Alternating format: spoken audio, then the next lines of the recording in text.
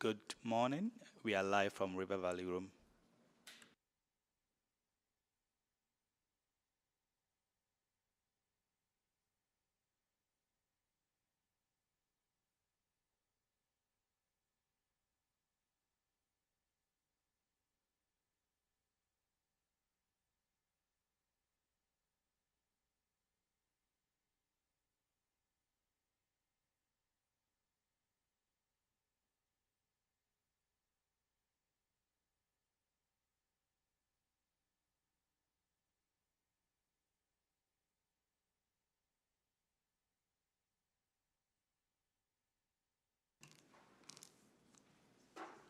Good morning, everyone.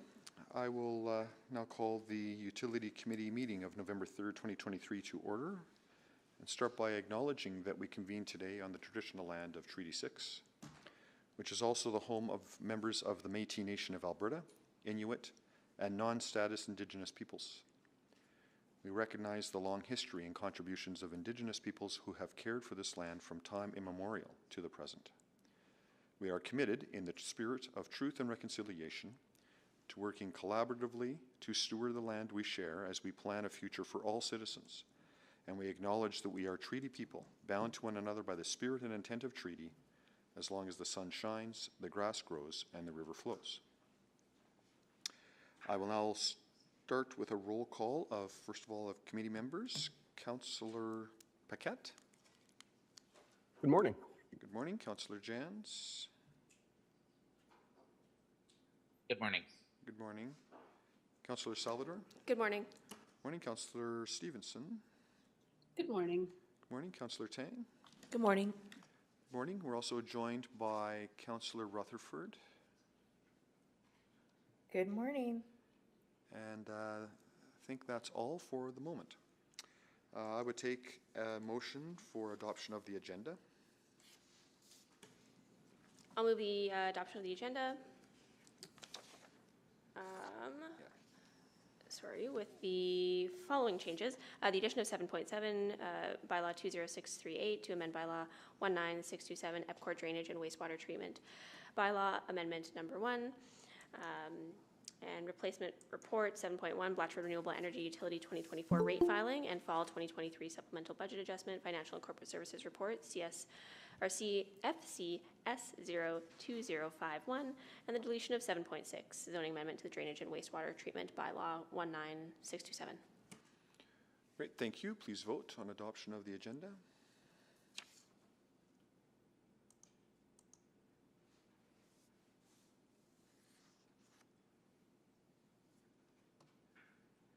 In favor. Thank you, Councillor Jans. We are voting on one vote. Please display the vote. Councillor Piquet? In favor. Thank you, Councillor Piquet. We have all the votes. Please display the vote. That is carried. Adoption of the minutes. Happy to move that we approve the minutes from September 5th Utility Committee meeting. Great, thank you. Please vote.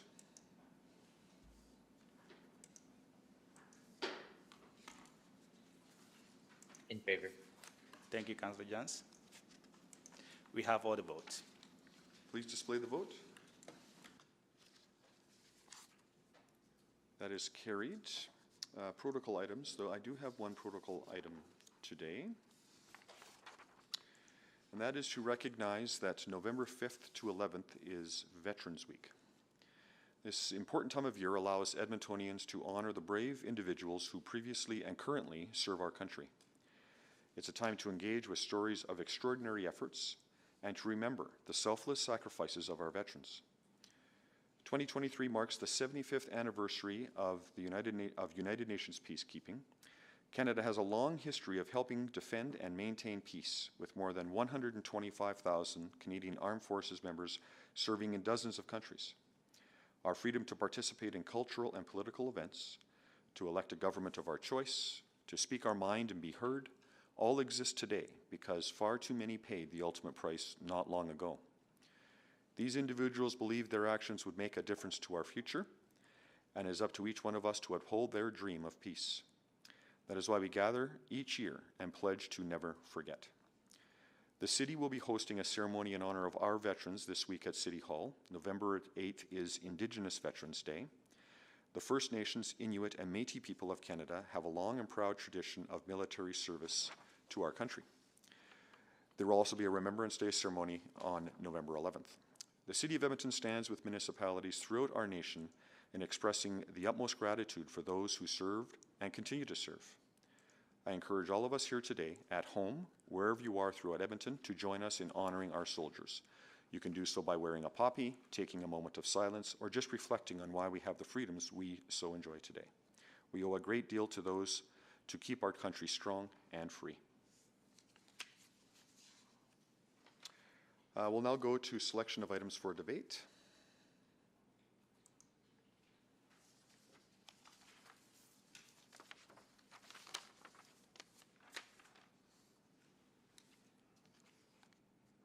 Why don't you just go ahead, Councillor Tang? I can see you frantically poking at your screen. Councillor Tang? Just giving other people a chance.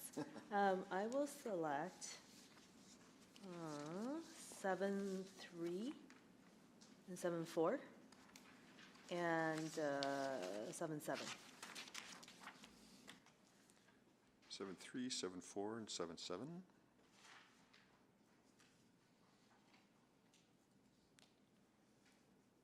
Any other selections?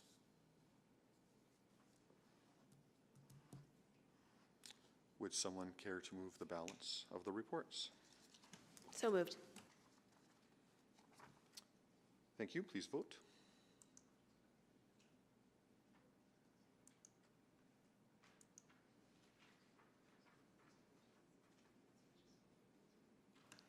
Councillor Jans? In favor. Thank you, Councillor Jans. We have all the votes. Please display the vote. That is carried. Mr. Clerk, would you care to summarize what we've passed so far today? Thank you, Chair Cotmel. This morning, Utility Committee approved the following items without debate. Item 5.1, EPCOR Water Services Inc. Performance-Based Rate Regulatory Review with revised due date to be determined.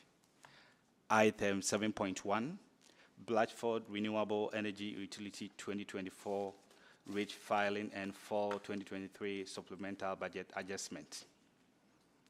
Item 7.2, Bylaw 20628 to amend Bylaw 17943, Blatchford Renewable Energy Utility, Amendment number 5. And item 7.5, Bylaw 20629, Single-Use Item Reduction Bylaw 20117, Amendment number 1. Thank you. Thank you. Request to speak, we have none today, and we have no requests for time specifics on the agenda. Are there any councillor inquiries this morning? Not aware of any. Very good. That takes us then to item 7.3, Waste Services Fall 2023 Supplemental Capital Budget Adjustment.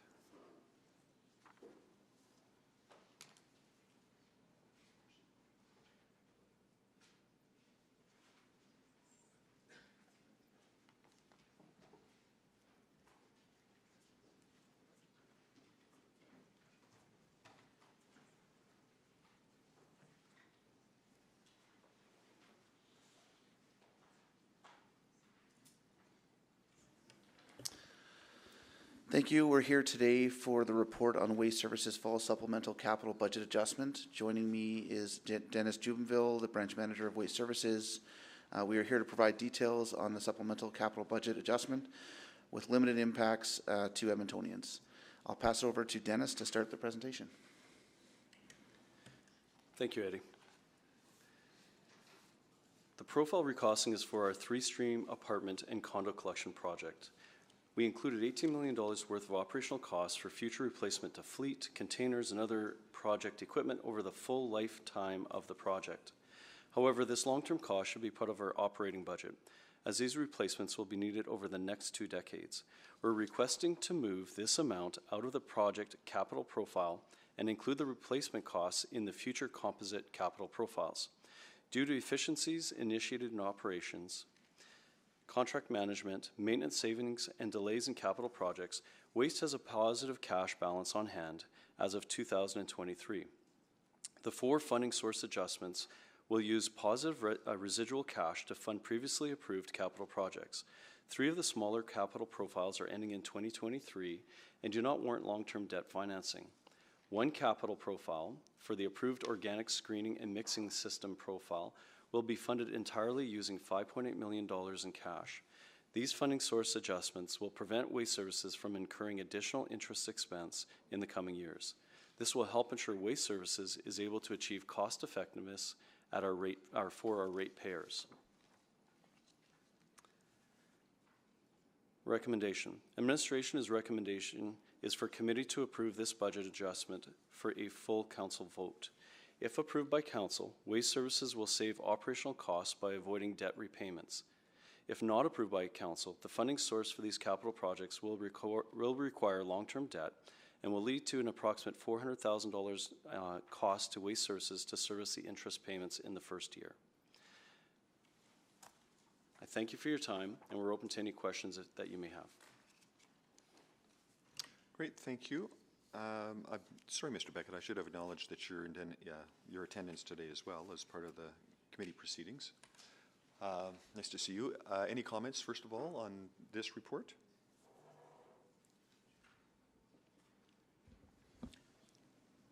Well, the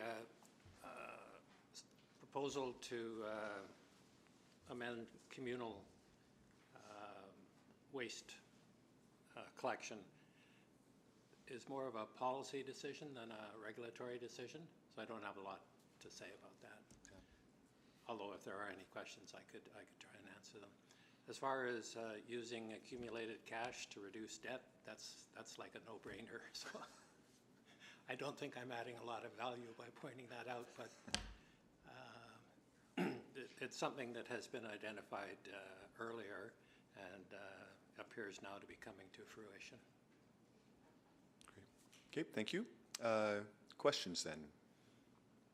Just, yeah, I just have a couple, I guess, clarifying. First of all, I think, you know, this report was actually, you know, a really positive one, a very prudent way of managing, and I really appreciate it. I think I just,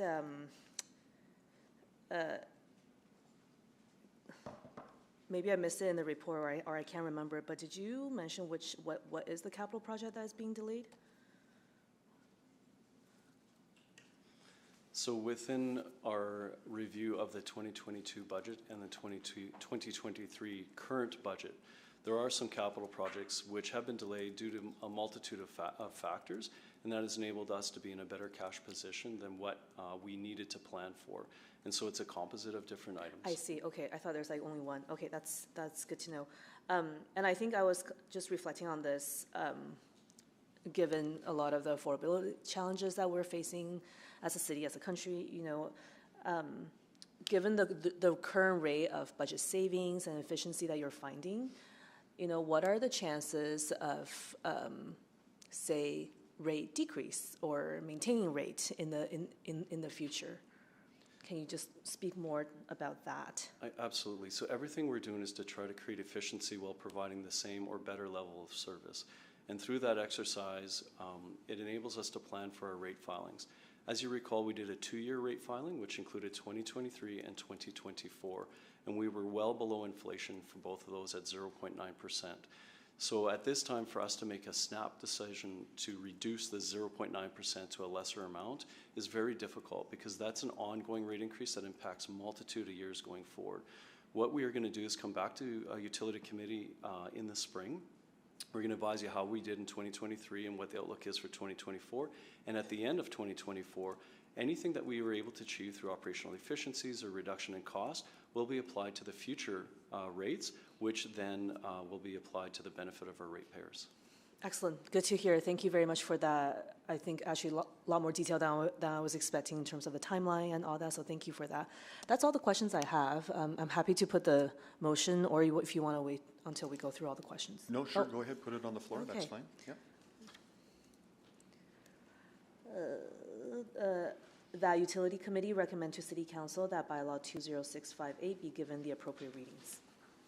Great, thank you, that motion's on the floor. I thought I saw Councillor Stevenson's name pop up. No?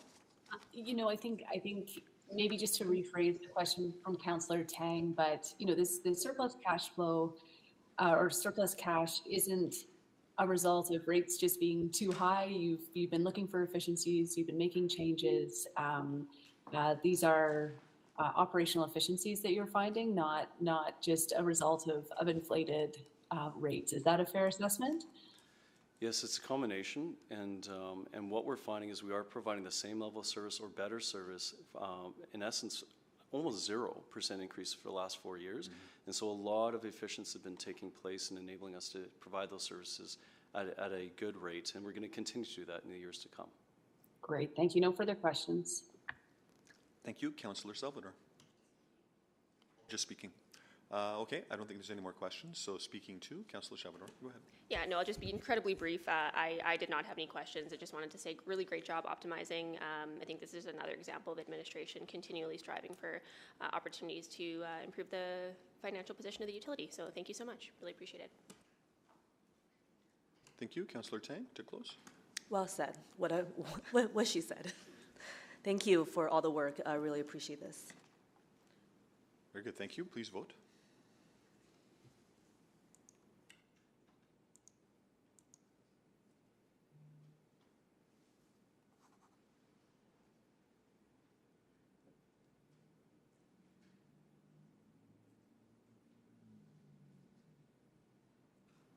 Councillor Stevenson.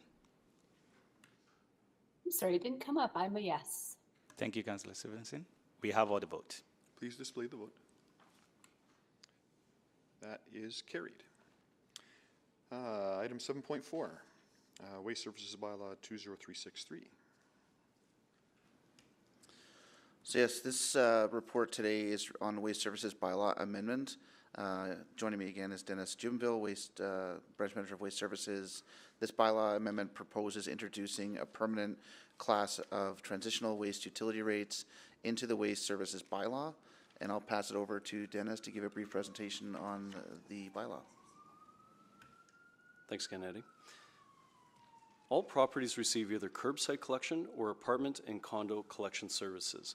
The two services cost different monthly rates. Curbside collection provides individualized service which costs more to deliver than apartment and condo collection. Waste Services conducts periodic service reviews to assess whether residents are receiving equitable, efficient waste collection services. These reviews can result in service transition from communal bin collection to individual cart collection. The Waste Services Bylaw authorizes Waste Services to set both the collection service and waste utility rate. When we transfer ratepayers from the cheaper apartment and condo collection utility rate, which is currently at $30.97, to the more expensive curbside collection rate, which is between $43.75 and $48.75 dollars, we use transitional waste utility rates to smooth the cost of the rate increase over a 5-year period, and that's to minimize rate shock. Next slide. 3 Street Waste Collection is coming to all residences with an apartment and condo collection by 2027. To assess the needs of individual properties, like how many containers should be delivered to each building, inspectors visit each property. Our inspectors identify properties receiving apartment and condo collection when they are more suitable for curbside collection. Waste Services will have inspectors visiting every building receiving apartment and condo collection in the next 3 years, and we anticipate to transfer more buildings to curbside collection service. By creating a permanent structure for transitional waste utility rates in our bylaw, we will provide clarity for current and future transitional rate customers. Every year, utility account holders on transitional rates will pay a little more each month until they reach parity with the curbside collection rate. Final slide. Administration's recommendation is for committee to approve this bylaw amendment for a full council vote. If approved by council, properties eligible to transfer to curbside collection will switch service in January 2024. They will start paying the transitional rates in February of 2024. Transitional rates will be provided on our webpage when available. If this is not approved by council, there will be inequity and concern of fairness in the cost of equivalent service across our city.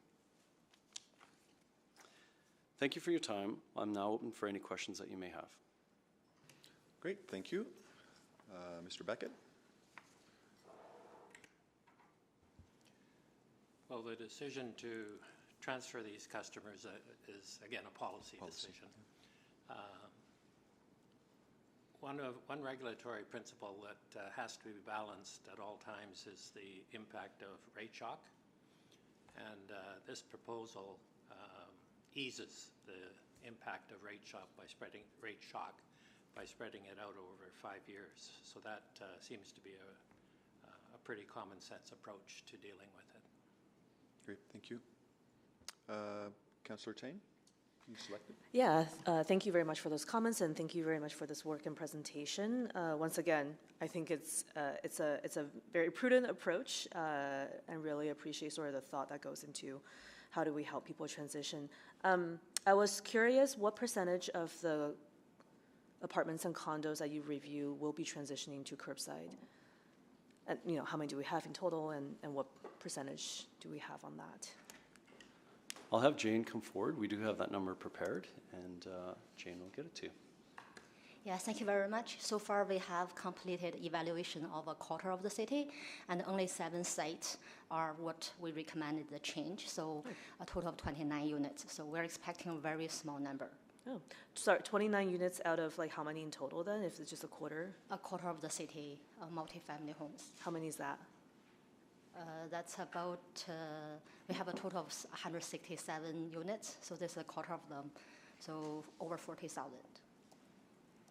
So 29 units out of 40,000 units? Yes. Wow, that's not very much, but appreciate that. And I was curious, so when these units, were they initially notified that they were going on communal and then notified later that, oh, actually you're going to be doing curbside?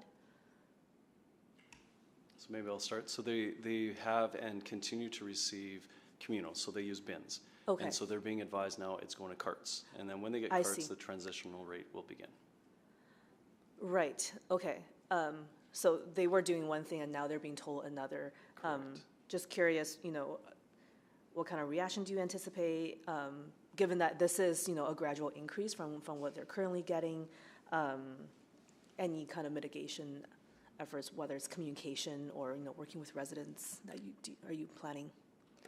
We have not notified this resident yet because we need the approval first. Yeah. And once approved, we will send letters to all the account holders, let them understand why there's a change and what they are expecting. If they have questions, they can definitely reach out to us and we can help them to understand the situation.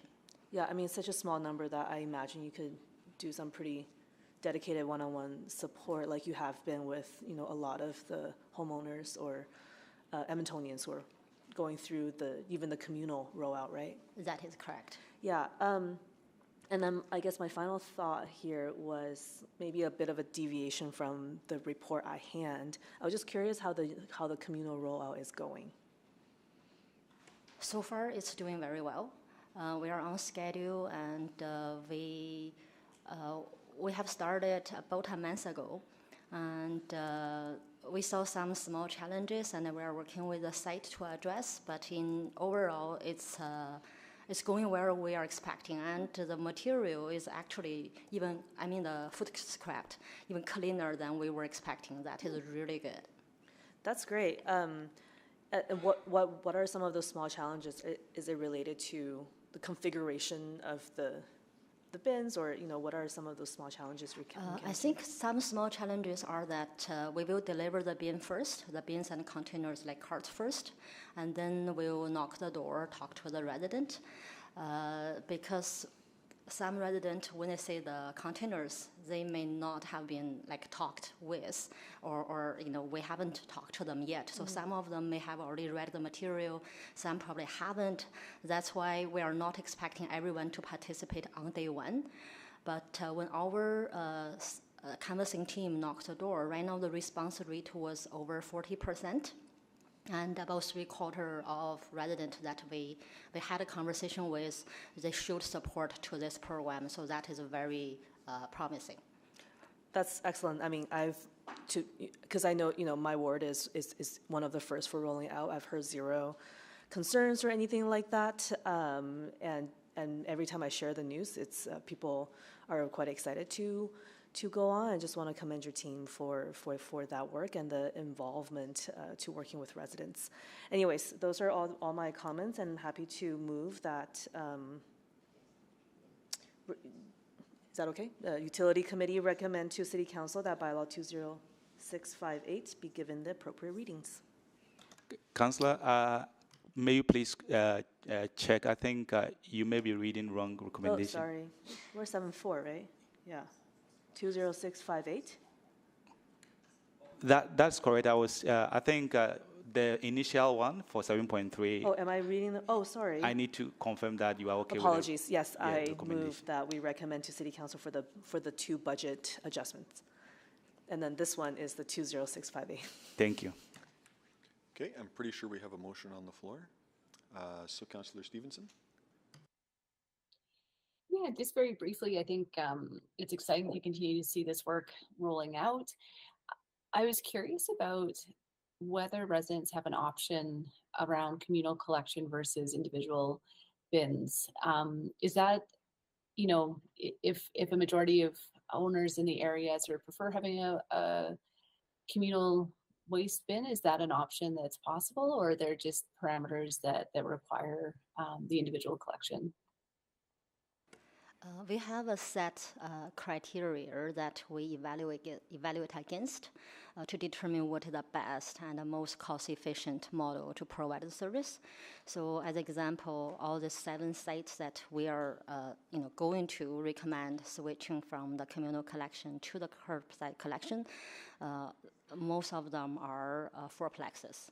So for them, it's easier for them to have carts than 4 units share a few bins. The bins will take more room and have more, more hassles for them to manage than each unit to manage their own bins. So that's like we have a whole set of criteria based on like the efficiency, the productivity, and also the safety. Okay, and that's great because I have an assumption that communal bins are more cost efficient to service than individual ones, but it sounds like that's not always the case, and that's a key driver in the criteria that you're looking at. That is correct. As I mentioned, like all those sites recommended, they are really small sites. Yeah. Great. Okay, no, that was my only question. Really appreciate all the work, and again, it's exciting. I'm excited for it to come to my ward soon, and appreciate the work that's happening on that. Great, thank you. I don't see any other questions. We have a motion on the floor. Anyone to speak? Councillor Tang to close. Just immense thank you for all the work that goes into the rollout. I know this you've put a lot of thought, and it shows. So I look forward to see how it rolls out in the rest of the city. Great, thank you. Please vote.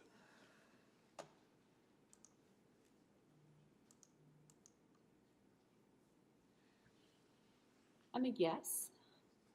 Thank you, Councillor Stevenson. We have all the votes. Please display the vote. That is carried. That takes us then to our final item of the day, 7.7. Which deals with EPCOR drainage and wastewater treatment bylaw amendment number 1.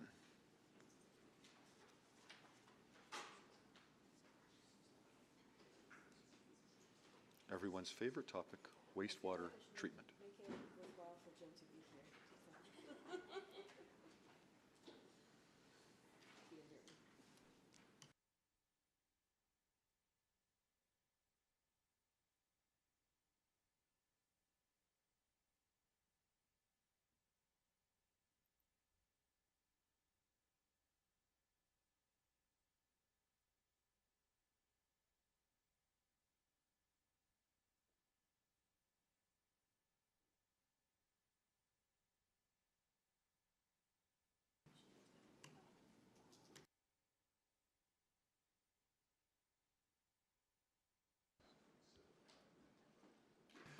Good morning.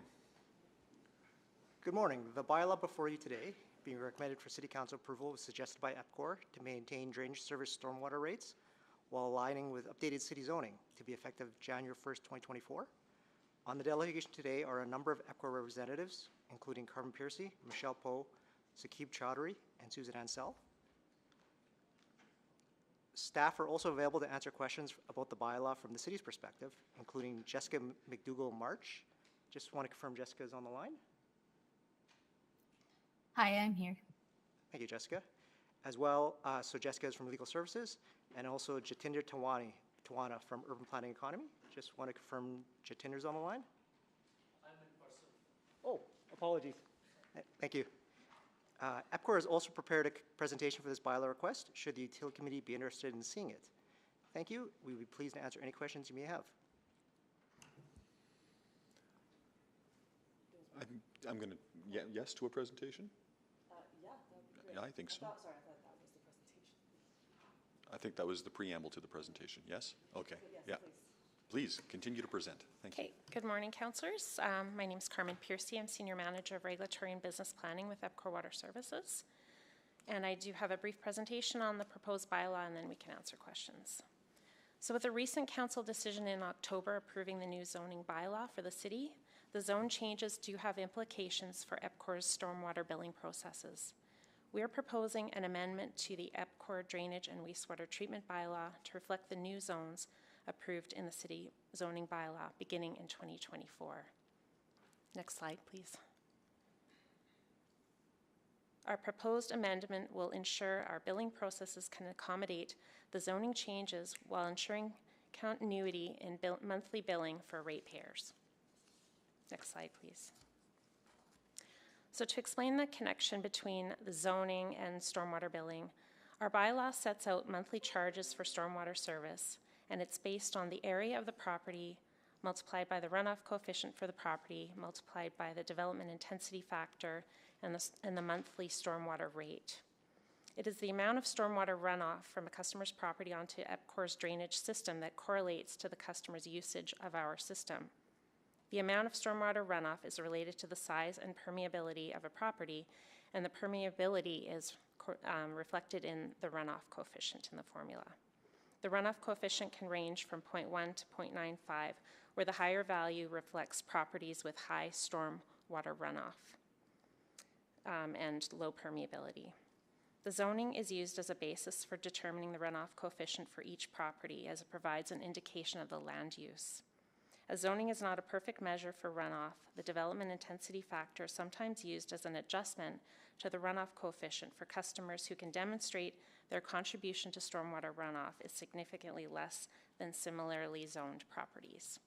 Next slide, please. The current stormwater rates were approved by City Council in 2021 under our performance-based regulation, or PBR framework, for a 3-year period ending April 1, 2025. These rates were established based on the current zoning and the corresponding runoff coefficients. So although the customer zones are changing beginning in 2024, we are proposing to preserve the current zoning and corresponding runoff coefficients for existing drainage customers until our stormwater rates are reestablished beginning on April 1, 2025.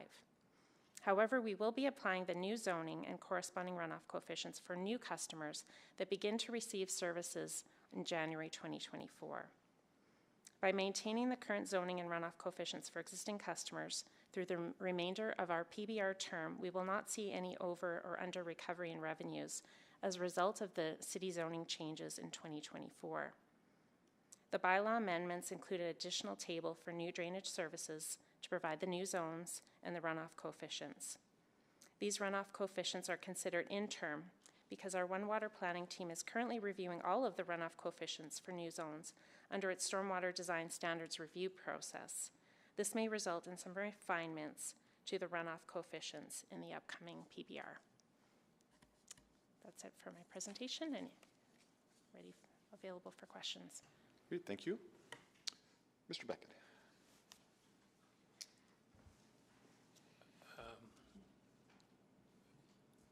I can't really ask a question directly, but perhaps through the chair I can ask the question. You mentioned that this won't impact the revenue for EPCOR under PBR, but the revenue forecast included the existing runoff coefficients for new customers that are subsequently going to connect. Now you're going to use a different runoff coefficient, which means you're going to collect different revenue. Is it correct to say that this will impact your revenue until 2025?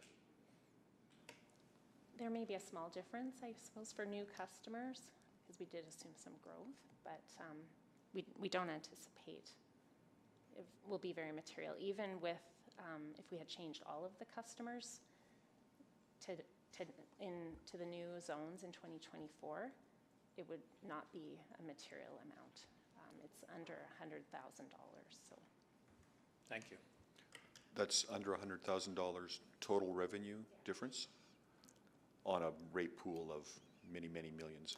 Yes? Yeah. Another way to consider it is, I think we had about 8,000 new accounts a year, and since we're going into a new rate filing, it didn't make sense to cause all this turmoil in the previous rates, because we're potentially going to come in with some different recommendations on those, and so it's just incrementally. We've got 8,000, and majority of them there's no change. There's like one or two that there's a slight, from a 0.5 to a 0.65. So a modest number of changed properties, a modest number in revenue change. Yeah. And a rate filing in 2024? The submission will come in 2024.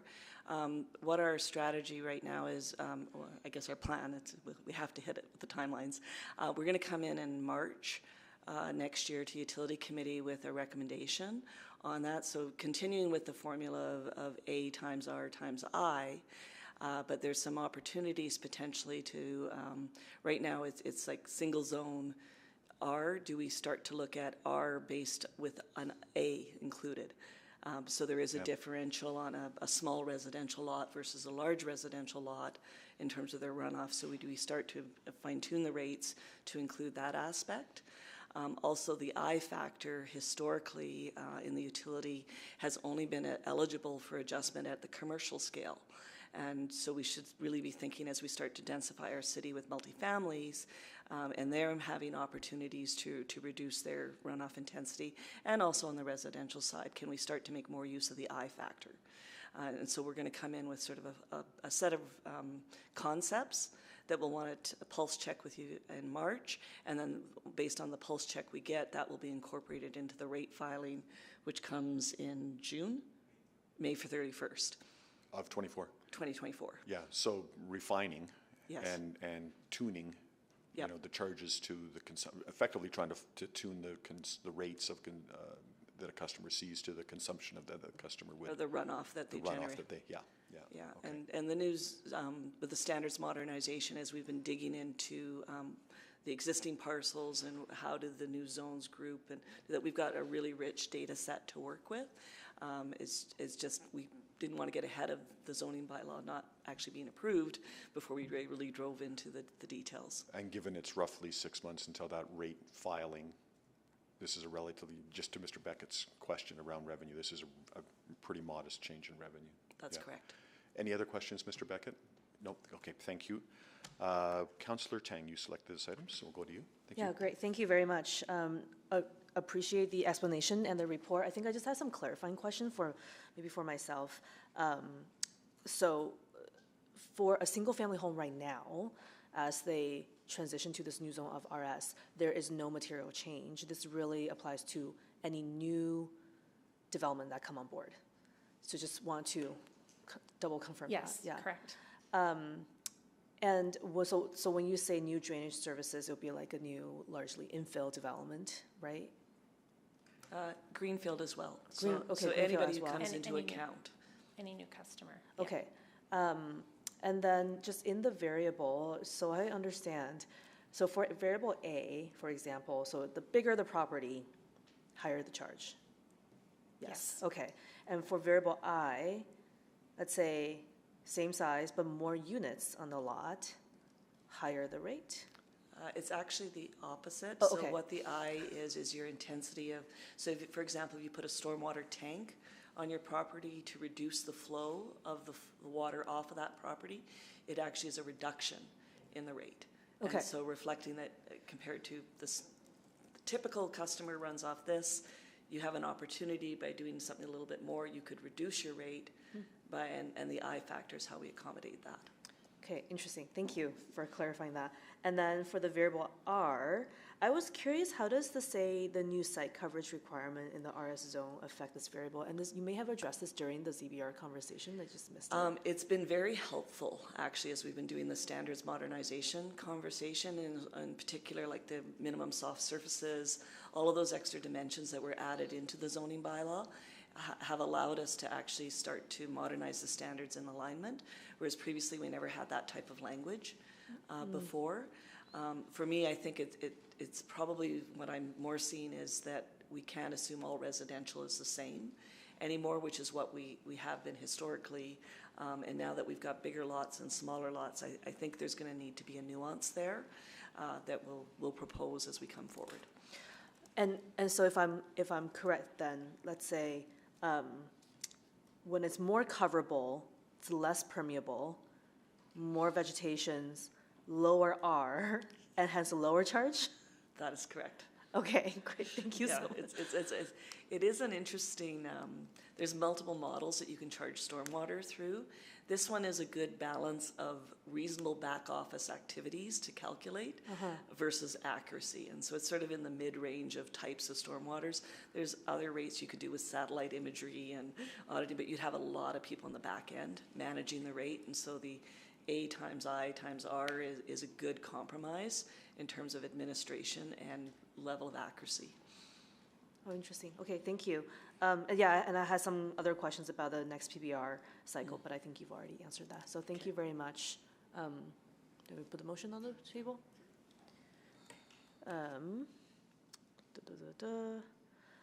That the utility committee recommend to city council that bylaw 20638 be given the appropriate readings. Great, thank you. Motion on the floor. Councillor Paquette. Actually, Councillor Tang capably asked all my questions. Thank you, Mr. Chair. Well, how about that? Any other questions then for anybody?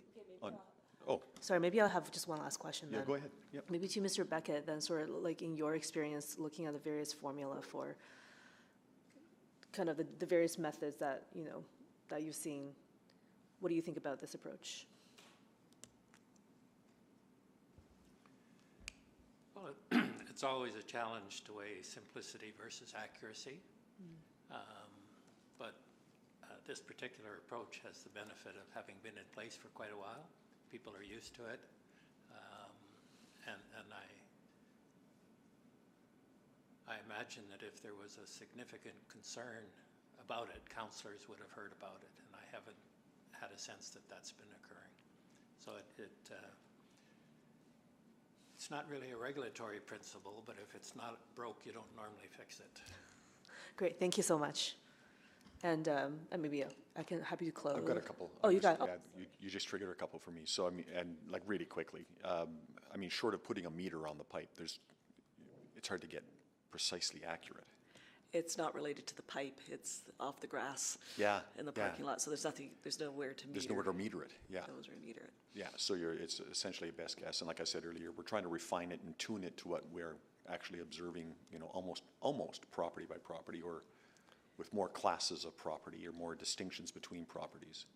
I agree, and I think we have a lot of opportunity with the I factor to be a bit more sophisticated for the property owners that really want to work through that. We can manage it through that, and so in the March report we'll bring some suggestions on that. So if I want to take that part of my bill down, EPCOR will be able to tell me, well, you might consider this, and we can change a couple of the numbers in the algorithm to take your rate down. Yeah, and so there are examples in other cities that have done similar approaches, and we'll bring some examples to you. Yeah, okay. Those are all my questions. No more questions? Speaking to? Okie doke, let's vote. Does it say hokey dokey? It does too. That's funny.